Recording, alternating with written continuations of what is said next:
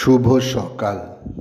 আজ ২রা বৈশাখ ১৪৩৩, ইংরাজির ১৬ই এপ্রিল ২০২৬।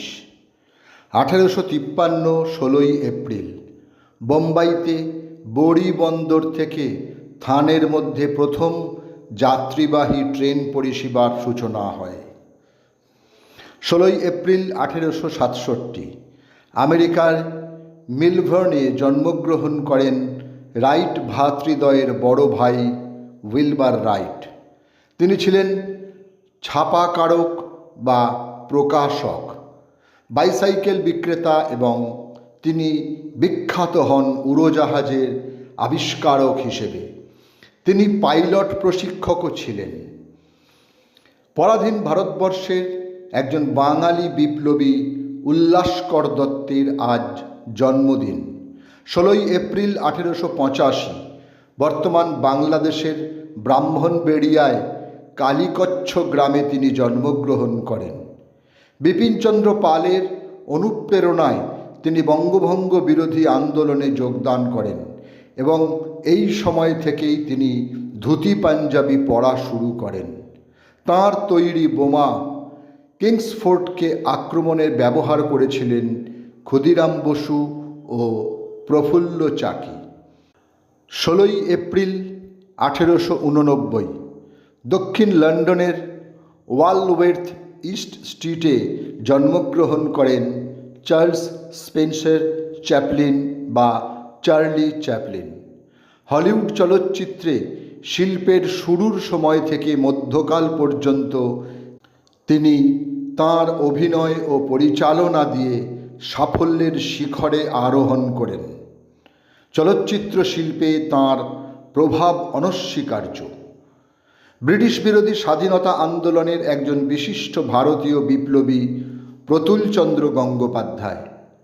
নারায়ণগঞ্জের চাঁদপুরের নিকটবর্তী চালতাবাড়ি গ্রামে ১৬ই এপ্রিল ১৮৯৪ মাতুলালয়ে তিনি জন্মগ্রহণ করেন।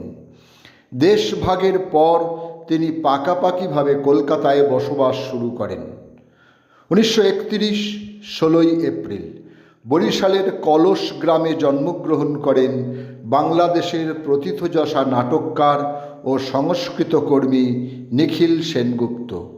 আবৃত্তিতে অবদানের জন্য ২০১৫ সালে তিনি শিল্পকলা পদক ও নাটকে অবদানের জন্য ২০১৮ সালে ২১শে পদক লাভ করেন। যুক্তরাজ্যের লন্ডনে মাদাম তুসো জাদুঘরের প্রতিষ্ঠাতা হিসেবে বিশ্বের দরবারে অতি পরিচিত নাম ম্যারি তুসো।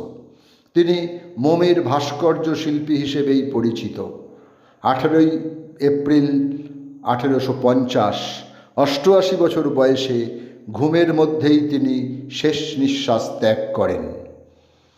হরিনাথ মজুমদার বা কাঙাল হরিনাথ ছিলেন ঊনবিংশ শতাব্দীর বাংলার লোকসংস্কৃতির অন্যতম ধারক ও বাহক।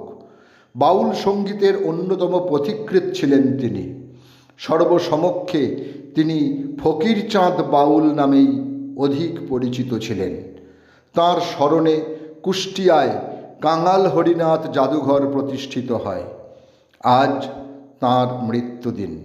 সময়টা ১৮৯৬। বাঙালি চিত্রশিল্পী নন্দলাল বসুর আজ প্রয়াণ দিবস।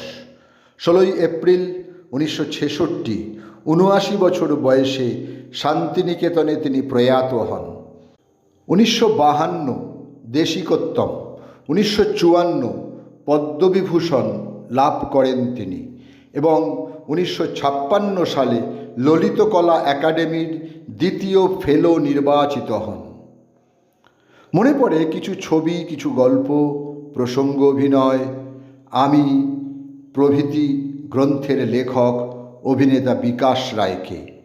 আজ তাঁর মৃত্যুদিন। সময়টা ১৯৮৭। বিখ্যাত এই ভারতীয় বাঙালি অভিনেতা বহু সিনেমায় দাপটের সঙ্গে অভিনয় করেছেন। সকলকেই আমার আনত প্রণাম।